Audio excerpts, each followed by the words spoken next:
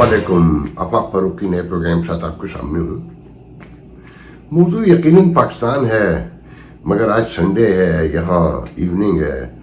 और बहुत ही खूबसूरत हसीन बरसती हुई ठंडी हरारत भरी हुई शाम जिसे कहते हैं ना। तो कुछ लोकल खबरें हैं मगर रिलेट करती हैं पाकिस्तान से और बहुत इम्पोर्टेंट हैं कि आने वाले दिनों में जब तारीख लिखी जाएगी तो ये सारी चीज़ें मुझे यकीन है कहीं कोई काउंट करेगा और हमारी नई जनरेशन जो यकीनन हमसे बेहतर होगी और रियलाइज़ करेगी कि हमारे बड़ों ने क्या क्या गलतियाँ की थी। तो सबक के तौर पर इन बातों को गौर से सुनेगी, पढ़ेगी और एक दूसरे को समझाएगी। कि एक तो आपने सुना होगा कि कनाडा से MOU साइन हुआ है लेबर लेने के लिए। हमारे पास बेचने को है क्या? कुछ कॉटन है, चीनी एक दूसरे को धोखा देके कभी कभी बेच देते हैं, फिर वापस मंगवा लेते हैं, गंदम बेच देते हैं, फिर मंगवा लेते हैं और किराए की एक फौज है। यह आम आदमी बेचा जाता है और जहाँ हमारे लोग जाते हैं, हमारे सरकार के लोग, तो कोशिश करते हैं कि अपने लोग बेच दें। तहजीब, जिसके साथ तहजीब, कल्चर और बड़ों की, बुजुर्गों की जद्द-ए-अमजद की खबरें बिकती हैं। ये वो समझ सकते हैं जो 40-40 साल से बाहर रहते हैं कि ये डॉलर कमाने के लिए, ये यूरो, ये पाउंड और ये रियाल कमाने के लिए इन कमाने वालों ने क्या क्या कुर्बान किया है। ये एक लंबी कहानी है। दूसरा ये कि न्यूयॉर्क में एक ट्रेड शो हुआ है जो हर साल होता है यहाँ जैकब जेविट सेंटर, जिसे जावेद सेंटर जब हम नए आए थे मैनहट्टन में, ये बिल्कुल जैसे कराची में होता है ना सिविक सेंटर पे ट्रेड शो की एक जगह रखी हुई है जहाँ कभी ईयर स्क्वाड का हेडक्वार्टर हुआ करता था। मैं तो बरसों से वहाँ नहीं गया हूँ मगर मेरे इल्म में वो जगह मेरी इस वक्त आँखों में भी है। तो ये एक बहुत बड़ा कन्वेंशन सेंटर है जेविट के नाम से, जैकब जेविट, इसके आखिर में एस लगा हुआ है। तो यहाँ ट्रेड शो होते हैं मुख्तलिफ दुनिया भर के और एक ट्रैवल शो भी होता है, हर साल होता है। और ये सिर्फ न्यूयॉर्क मैनहट्टन में नहीं होता, ये पूरे अमेरिका में होता है और ये जनवरी से शुरू होता है, एंड ऑफ द जनवरी से और up to mid of March जारी रहता है मुख्तलिफ शहरों में। तो इस साल भी न्यूयॉर्क में इसमें 174 कंट्रीज के 700 वेंडर्स जो हैं यहाँ पर आए हुए हैं अपने अपने इलाकों की जो ट्रैवल बिजनेस है उनके कंपनीज को साथ देकर। तो पाकिस्तान भी आया है इस साल, वो पाकिस्तान जिसके बेशतर हिस्सों पर अमेरिका ने ट्रैवल एडवाइजरी लगा रखी है कि यहाँ का सफ़र ना करना। तो पाकिस्तान से गिलगित बिल्तिस्तान की जो वजारत सियाहत है वो साथ है, उसका वजीर साथ है। और फिर ये जो हमारे यहाँ मसूद खान साहब हैं जो पहले रिटायर हुए, फिर इन्हें सदर बनाया गया कश्मीर का और फिर दोबारा यहाँ अमेरिका में सफ़ीर लगा दिया गया। 80 साल तो इनकी उम्र तकरीबन हो चुकी है और ये कभी सरकारी जहाज़, सरकारी खर्चे पे जहाज़ से इधर होते हैं, कभी जो अमेरिकन पाकिस्तानी हैं उनके पास अपने चार्टर फ्लाइट्स हैं, जो छोटे जहाज़ हैं, उनको यूज़ करने की कोशिश करते रहते हैं। बहाने से नहीं हर जगह जाते हैं ना। इस शो की जो सबसे मोस्ट इम्पॉर्टेंट बात है, यहाँ कभी पिछले साल तक बताने वाले बताते हैं, जो मेरे ज़राए ने बताया कि सबसे बड़ी स्पेस जो है ना, जो सबसे बड़ा जो ट्रैवल शो के स्टॉल होता था वो इंडिया का हुआ करता था। सेकंड नंबर पे टर्की का, कि दुनिया में बड़ी नोन टूरिस्ट प्लेस हैं कि हिंदुस्तान के बराबर में नेपाल है और कश्मीर है और कश्मीर में उनका टूरिज्म बहुत बढ़ा भी है। उसी बेस पे वो मुकदमा भी जीते हैं सुप्रीम कोर्ट से, अगर आप लोगों को याद हो। और टर्की नोन प्लेस है टूरिज्म के हवाले से कि यूरोप से भी जुड़ा हुआ है, ट्रेन के ज़रिए भी आप इधर से उधर जा सकते हैं। मगर इन दो मुल्कों से हैरान कुन तौर पे पहली बार ट्रेड शो के लिए लोग नहीं आए। तो ये बड़ी हैरान कुन बात थी। अच्छा, यहाँ पर एक दिन में 2 दिन रहता है, एक कल शुरू हुआ तो आज अब इस वक्त खत्म हो जाएगा, अभी या खत्म हो चुका होगा। कोई 1,00,000-1.25 लाख लोग जो ना दिन में आउटबैक करते हैं, आते जाते हैं और देखते हैं। तो यहाँ पर जो सबसे दिलचस्प बात है कि पाकिस्तान को यहाँ अवार्ड भी दिया गया कि जनाब वो बेस्ट जो स्टॉल है वो जैविड सेंटर का ट्रेड शो का, वो पाकिस्तान का है। तो मैंने उसकी वजह पूछी तो लोगों ने जो इससे मुतालिक उन्होंने बताया कि इसलिए कि पहले ये इंडिया टर्की को मिला करता था क्योंकि वो बड़ी स्पेस लेते थे, ये बिजनेस है। तो इस बार पाकिस्तान ने एक बड़ी ह्यूज जगह ली है तो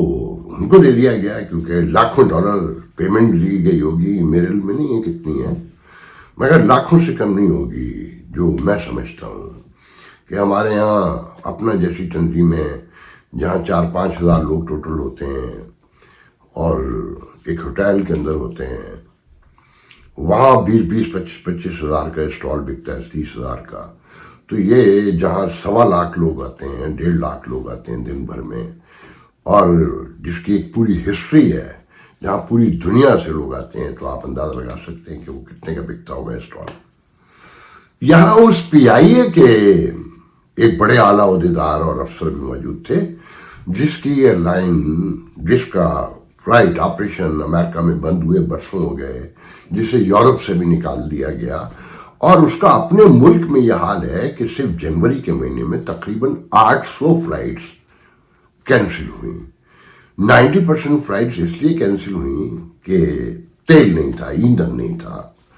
दुनिया में भी आपने सुना होगा कि सऊदी अरब से लेकर इंडोनेशिया और हर जगह के जहाज रोक दिए गए कि जनाब आप पैसे दें पहले, और जिसके लिए कहा जा रहा है कि ये ऑलमोस्ट अब तकरीबन ख़त्म हो गई है, बिकने जा रही थी मगर निगरानों को नहीं बेचने दिया गया। ये एक अलग कहानी है। तो आप अंदाजा करें कि वो PIA जो बंद हो चुकी, जो यूरोप अमेरिका आती नहीं, उसका अफसर भी आया हुआ है, और उस मुल्क का इतना बड़ा स्टॉल गिलगित बिल्तिस्तान के लिए ध्यान में रखें जहां शिया सुन्नी कशीदगी उरूज पर है और हिंदुस्तानी मीडिया रोज उस पर कहीं ना कहीं से कोई खबर निकाल के दिखाता है, और जहां पिछले दिनों तालिबान ने क्लाश में हमला किया और हमारे फौजी भी मारे गए और मुकामी लोग भी मारे गए, वो आपके सबके इल्म में है। और फिर ट्रैवल एडवाइजरी भी है अमेरिका की कि वहाँ दहशतगर्दी बढ़ रही है और कोई यहाँ से फ्लाइट भी नहीं जाती। सिर्फ आप एक लम्हे के लिए सोचें, एक ऐसे इलाके में, ऐसे इलाकों के लोग जहाँ मुकम्मल अमन पाया जाता हो, जहाँ कोई एक दूसरे से खौफजदा ना हो कि कोई हम पे पीछे से हमला कर देगा। छोटी मोटी वारदातें तो पूरी दुनिया के तमाम इंसानी माशरों में होती हैं, मगर क्या ऐसे लोग जो बिल्कुल पुरअमन रहते हों वो ऐसे इलाकों में जाना पसंद करेंगे जहाँ रोज़ हड़तालें होती हों, जहाँ रोज़ फिरके की बुनियाद पर कशीदगी पाई जाती हो, जहाँ इंतहा पसंदों के हमले का हर वक्त ख़तरा हो, और उनके अपने मुल्क ने एडवाइजरी भी दे रखी हो कि वो इधर ना जाना। आप नोट करें गिलगित बिल्तिस्तान में पूरा मुकम्मल बंद है इस वक्त, शटर डाउन है कि ह्यूमन राइट्स के हवाले से और जो वहाँ के नेचुरल रिसोर्सेज हैं उस पर जो मरकज़ ने कब्जा किया हुआ है उसके हवाले से बहुत बड़े एहतजाजी मुजाहरे हो रहे हैं। सारे तो वहाँ हर तरफ हो रहे हैं। आपने आज कराची का सुना होगा कि बोर्ड पर्सन के SHO को PTI के लोगों ने बहुत मारा, फाड़ दिया उसको मुकम्मल, उसकी आँख वाँख, उसका मुंह, चेहरा। मगर ये भी देखना होगा ना कि क्यों किया उन्होंने ऐसा, कि जब आप उनकी रैलियों पर हमले करेंगे, घुस जाएंगे, सादा लिबासों में रेंजर भी होगी, पुलिस भी होगी, तो लोग बस किसी लम्हे भी अब फटने वाले हैं। बस ये ध्यान में रखिएगा, कोई बड़ा वाकया कहीं पर भी हो सकता है। वहाँ लाखों करोड़ों डॉलर लुटाए जा रहे हैं ट्रेड शो के नाम पर। अच्छा, फिर आप हालात ये देखें कि ये जो हमारा अमेरिका में सफ़ीर है ना, कि इनाग्रल के लिए कॉन्सुलेट में 170 लोगों को, 80 लोगों को बुलाया गया। तो कमेटी के तो वही 40-50 लोग, जो एक मखसूस क्लास है وہ آپ دیکھیں تو صرف ہنسی آئے گی آپ کو کہ $10 پر ہیڈ کے حساب سے کھانا منگوایا جاتا ہے، جو پیپرز میں پر پرسن $70-80 لکھے جاتے ہیں۔ تو بتانے والے بتاتے ہیں جو شریک ہوئے کہ 100 لوگ تھے تقریباً، ان کو کھانے کے لیے بلایا، تو وہاں پر عام لنگر کی طرح، مگر جو ایمبیسڈر اور کانسلیٹ تھے ان کا کھانا ایک الگ کمرے میں رکھا گیا۔ تو کچھ گورے جو جیوٹ سینٹر کی وجہ سے ان کی مینجمنٹ کی، کیونکہ اتنا پیسہ خرچ کیا ہے تو انہوں نے بھی خوش کرنا ہوتا ہے، کمرشل ادارہ ہے، تو ان میں سے جو بہت سے گورے تھے، کچھ بتانے والے بتاتے ہیں وہ چلے گئے، ان کو جب یہ پتہ چلا کہ جی ایمبیسڈر ہمارے ساتھ کھانا نہیں کھائے گا، وہ الگ کھانا کھائے گا۔ آپ اس اشرافیہ کا ذہن دیکھیں تو آپ کو اندازہ ہوگا کہ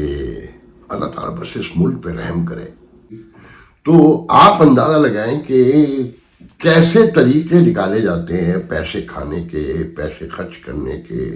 پیسے ضائع کرنے کے، بدنامی تلاش کرنے کے۔ تو جو میں اکثر کہتا ہوں نا کہ ہر آنے والا دن یہ اشارے کرتا ہے کہ یہ ریاست، یہ کمپنی جسے کہا جاتا ہے کہ یہ چلنے والی نہیں ہے۔ پھر وہ نگراں دیکھیں، ان کا پنجاب کا وزیر سیاحت جو بڑا انقلابی تھا،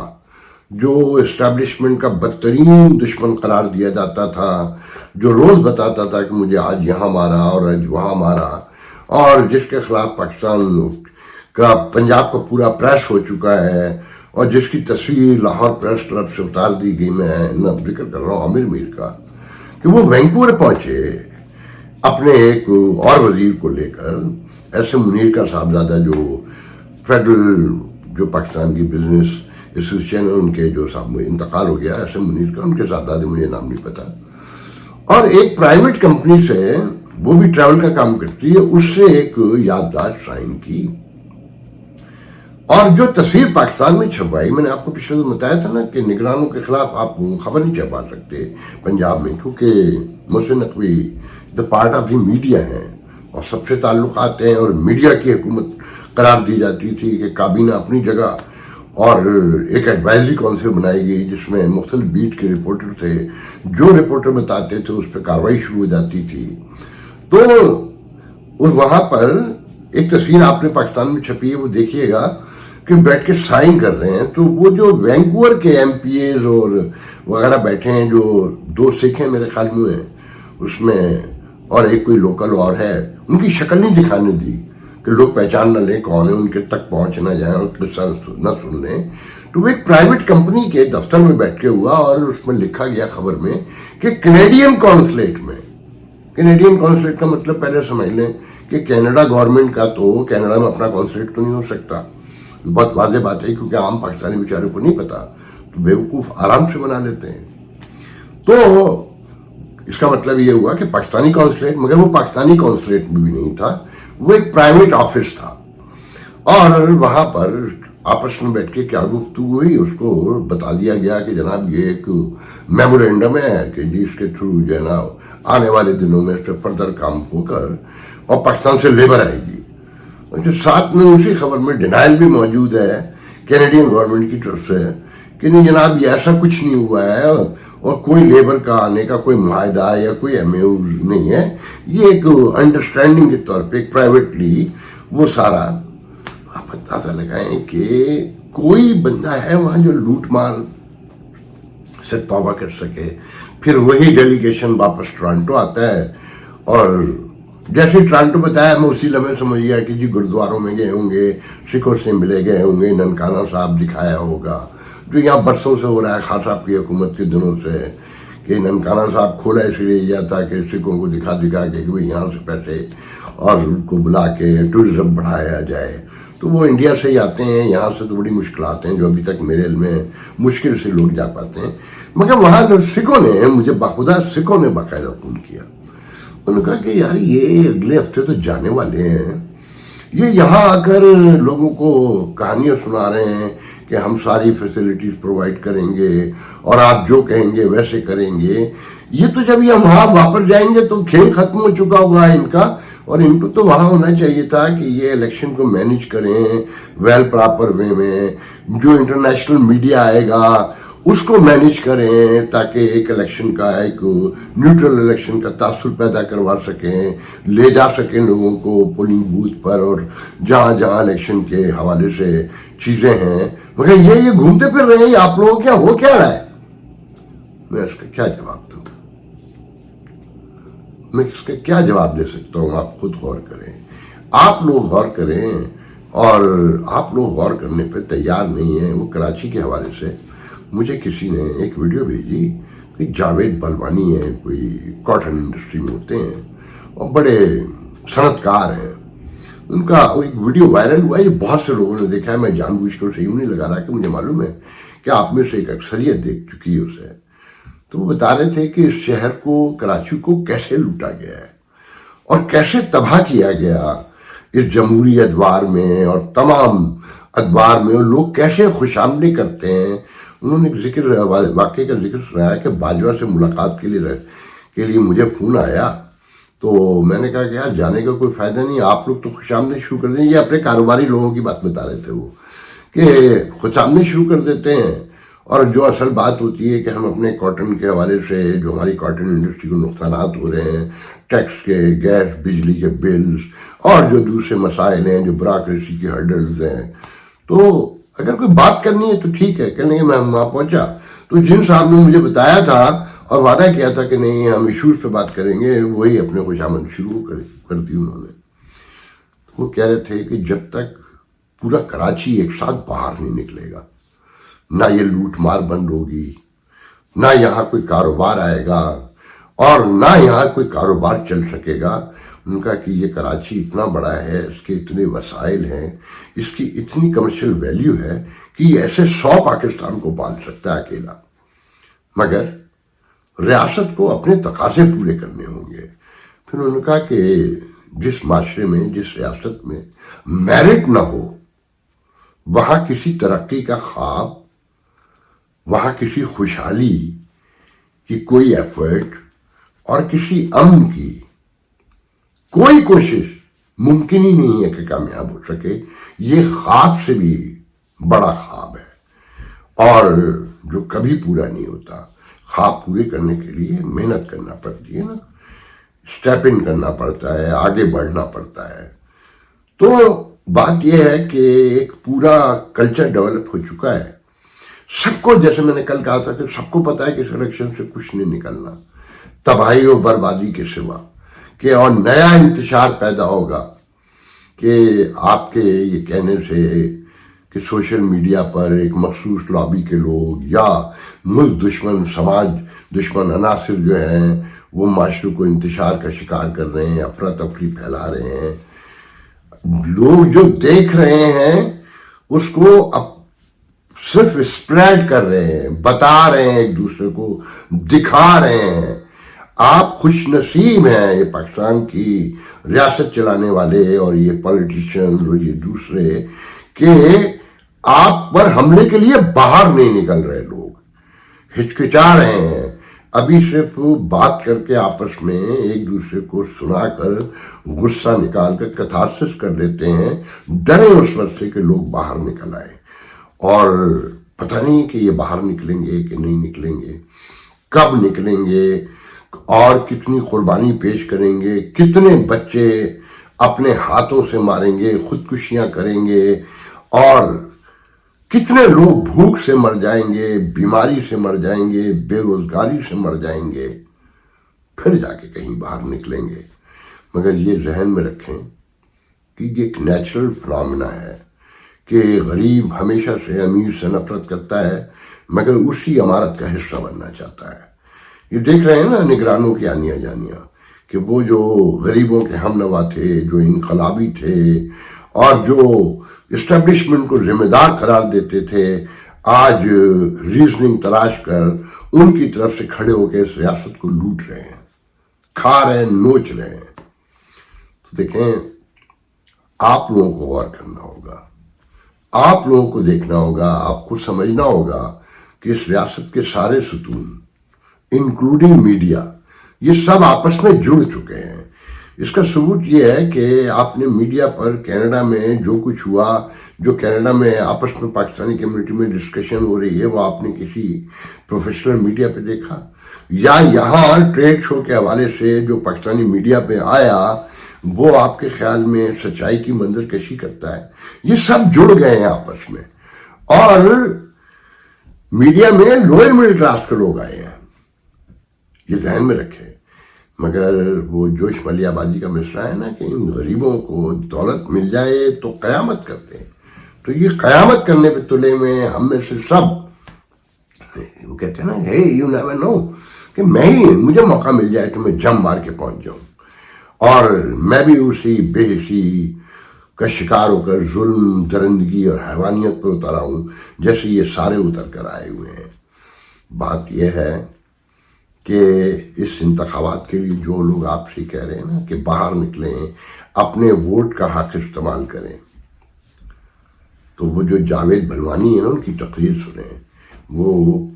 بتاتے ہیں کہ میں برسوں سے قومی اسمبلی جاتا ہوں، جب ان لوگوں سے ہاتھ ملاتا ہوں، یہ جو اراکین قومی اسمبلی اور سینٹ ہیں،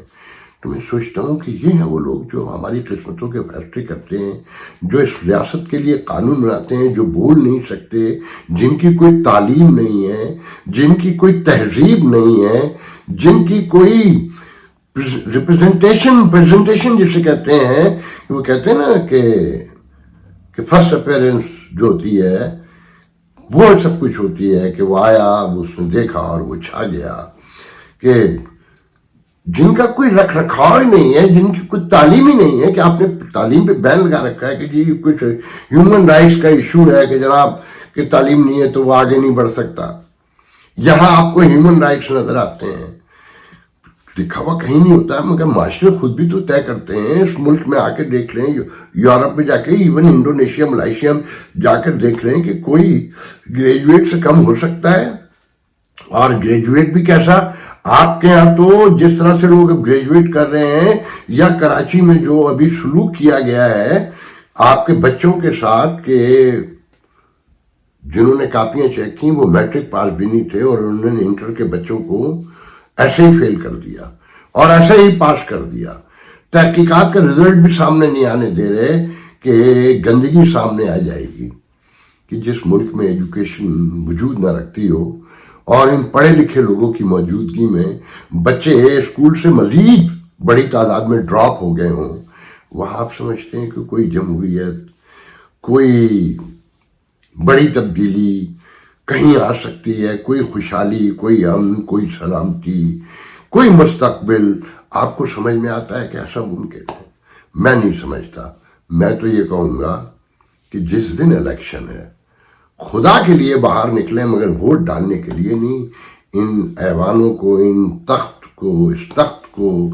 اور یہ سارے شاہوں کو، بادشاہوں کو، اور یہ جاگیرداروں کو، وڈیروں کو الٹانے کے لیے باہر نکلیں، ورنہ آپ یاد رکھیے گا کہ آپ کے آنے والے دن مزید برے ہیں، اور بہت برے ہیں۔ آج کے لیے اجازت دیجیے، انشاءاللہ کل گفتگو ہوگی۔ اللہ حافظ۔